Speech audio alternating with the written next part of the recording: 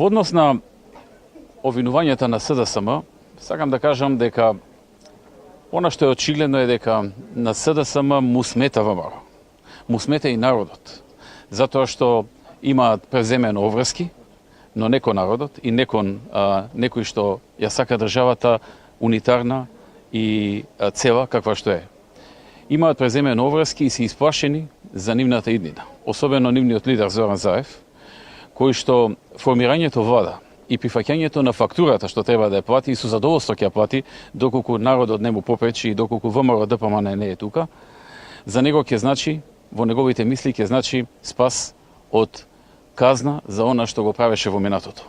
За неговите криминали, за неговите корупции, за неговите подкупи и така натаму. Така што борбата во парламентот, политичката борба во парламентот не е борба за власт, таа е борба за Македонија. Таква како што имаме, унитарна, целовита, со ова име кое што го имаме, или пак сменета на начин на кој што некој од надвор сака да ја смени и да ја обезличи.